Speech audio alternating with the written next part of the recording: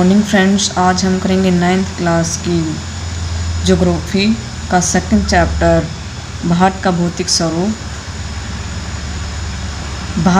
भारत विश्व में क्षेत्रफल की दृष्टि से देखा जाए तो 7वां सबसे बड़ा देश है और जनसंख्या की दृष्टि से देखा जाए तो दूसरा बड़ा देश है और एशिया में भारत सबसे बड़ा देश है जनसंख्या और क्षेत्रफल की दृष्टि से। भारत की भौगोलिक आकृति विविधता से परिपूर्ण है। भारत में जो अनेक प्रकार की भौगोलिक आकृति पाई जाती है, जैसे पर्वत, पठार, मैदान, मरुस्थल, नदियाँ, झीलें आदि।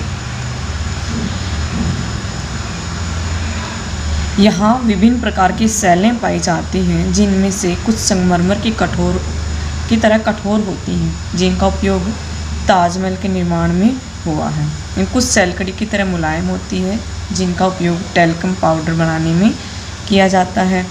एक स्थान से दूसरे स्थान पर मृदा के विभिन्न रंगों में भिन्नता पाई जाती है। जैसे कि हम राजस्थान जाएंगे तो वहाँ पर अलग रंग की मृदा पाई जाएगी। हम पहाड़ी क्षेत्रों पर जाएंगे तो वहाँ की मिट्टी का रंग अलग पाया जाएगा। उत्तरी मैदान में जाएंगे तो वहाँ पर जलोढ़ मिट्टी, गुजरात साइड जाएंगे तो वहाँ पर काली मिट्टी, पहाड़ी क्षेत्रों में पर्वतीय मिट्टी। तो जो है भारत के हम किसी भी कोने में जाते हैं तो वहाँ पर अलग अलग प्रकार की मिट्टी पाई जाती है। क्या आपने कभी इन विविधताओं के कारणों के विषय में सोचा है? इनमें से अधिकतर विविधता है शैलों के निर्माण। जो ये विविधताएं हैं वो शैलों के निर्माण में भिन्नता के कारण होती हैं। भारत एक विशाल भूभाग है, बहुत बड़ा देश है। इसका निर्माण भूगर्भीय कालों के दौरान हुआ, जिसने इसके उच्चावचों को प्रभावित किया। भूगर्भीय निर्माण के अलावा कई अन्य प्रक्रियाएं, जैसे कि अपक्षय, अपरदन और निक्षेपण। अपरदन होता है जब मिट्टी जो नदी के द्वारा या वायु के द्वारा मिट्टी जो है लाई जाती है अपने साथ, तो उसको अपरदन कहते हैं। और जब वो मिट्टी नदी का बहाव कम हो जाता है तो वो मिट्टी छोड़ने लगती है, तो उसको हम निक्षेपण कहते हैं। वर्तमान ऊंचाई जैसे अपक्षय, अपरदन, निक्षेपण के द्वारा वर्तमान ऊंचाइयों का निर्माण तथा संशोधन हुआ है। कुछ प्रमाणों पर आधारित सिद्धांतों की मदद से भूगर्भवेत्ताओं ने इन भौतिक आकृतियों के निर्माण को व्याख्यायित करने का प्रयास किया। इसी प्रकार का एक सर्वमान्य सिद्धांत है प्लेट विवर्तनिकी का सिद्धांत। इस सिद्धांत के मुताबिक पृथ्वी की ऊपरी प्रपट्टी 7 बड़ी छोटी प्लेटों से बनी है। जैसे कि ये 7 छोटी बड़ी प्लेटें हैं, जैसे कि अफ्रीकी प्लेट है, ये यूरेशियन प्लेट है, इंडो ऑस्ट्रेलियन प्लेट है। भारत जो है इंडो ऑस्ट्रेलियन प्लेट का जो है कि हिस्सा है। दक्षिणी अमेरिकी प्लेट है, उत्तरी अमेरिकी प्लेट है, प्रशांत महासागरीय प्लेट है, यूरेशियन प्लेट, ये अंटार्कटिक प्लेट।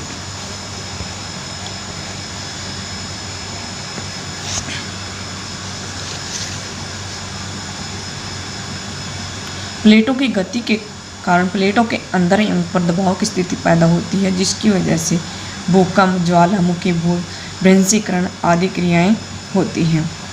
जो प्लेट विवर्तनिकी के सिद्धांत में जो है प्लेटों की विभिन्न गतियां पाई जाती हैं, जिन 3 गतियां जो यहाँ पर हम बताएंगे। ये देखो, इधर अभिसारी परिसीमा है, जिसमें अपसारी परिसीमा और रूपांतर परिसीमा। अभिसारी परिसीमा क्या होती है? कुछ प्लेटें एक दूसरे के समीप आती हैं। जब ये देखिए इधर, ये जो एक दूसरे के समीप आ रही हैं, तो कौन सी सीमा का निर्माण कर रही हैं? ये अभिसारित सीमा का निर्माण कर रही हैं। जब 2 प्लेटें एक दूसरे से दूर जा रही हैं, ये इधर जा रही है, इधर जा रही है, तो ये अपसारी परिसीमा का निर्माण करती हैं। लेकिन जब 2 प्लेटें आपस में टकराकर टूट जाती हैं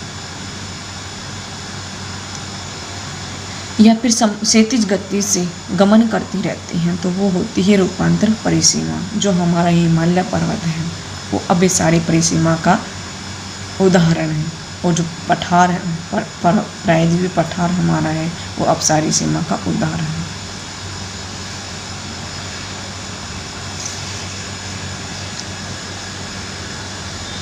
सबसे प्राचीन भूभाग प्रायद्वीपीय भाग गोंडवाना भूमि, जो हमारा भारत है वो सबसे प्राचीन भूभाग गोंडवाना भूमि है जो उसका एक हिस्सा है। गोंडवाना भूभाग में कौन कौन देश शामिल हैं?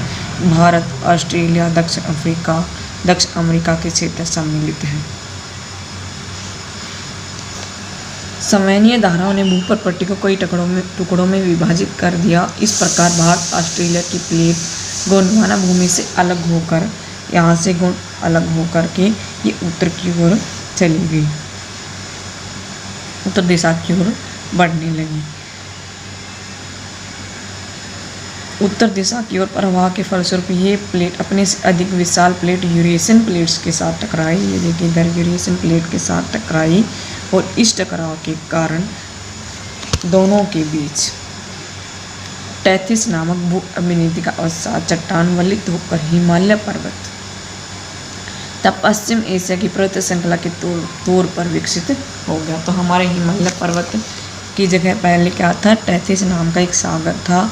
जब यूरेशियन प्लेट और इंडो ऑस्ट्रेलियन प्लेट आपस में टकराती हैं, जब उसकी वजह से क्या होता है, आपस में टकराने से एक प्लेट दूसरे प्लेट के ऊपर अड़ जाती, जैसे कि आपने अभी सारी परिसीमा में देखा है इधर, और हिमालय पर्वत का निर्माण होता है। और फिर पठार के उत्तरी तैंतीस के हिमालय के रूप में ऊपर उठने और प्रायद्वीप पठार के उत्तरी किनारे के नीचे धंसने के फलस्वरूप एक द्रोणी का निर्माण होता है और समय के साथ साथ यह बेसिन की उत्तर पर्वत और दक्षिण के प्रायद्वीप पठारों में से बहने वाली सरिताओं के अवसादे निक्षेपों द्वारा सरिताएं होती हैं नदियाँ। जब नदियाँ अपने साथ मिट्टी बहा कर के लेकर के आएंगी तो उनसे क्या हो गया, इस द्रोणी को जो है वो भर दिया गया। इस तरह जलोढ़ निक्षेपों से निर्मित एक विस्तृत समतल भूभाग भारत के उत्तरी मैदान के रूप में विकसित हो गया। हिमालय और उत्तरी मैदान हाल ही में बनी स्थलाकृतियाँ हैं और भूगर्भवेत्ताओं के अनुसार हिमालय पर्वत एक अस्थिर हिस्सा है और यह क्या है कि युवा स्थलाकृति है, जिसमें ऊंचे शिखर हैं, गहरी घाटियाँ हैं, तीव्र धारा वाली नदियाँ। जैसे कि हम देखते हैं कई बुक्स के अंदर जो हिमालय पर्वत की ऊंचाई 8,848 दिखाई जाती है और कई में 8,850 दिखाई जाती है। तो जो हिमालय पर्वत है वो अभी भी क्या हो रहा है, अभी भी वो युवा अवस्था में युवा स्थला करती है, जो वो आगे भी बढ़ती जा रही है। उत्तरी मैदान जलोढ़ निक्षेपों से बने हैं। जो उत्तरी मैदान है उसमें कौन से निक्षेप हैं? जलोढ़ मिट्टी से बने हुए हैं। इसी प्रकार प्रायद्वीप पठार आग्नेय और रूपांतरित शैलों वाले कम ऊंचे चौड़ी घाटियों से बने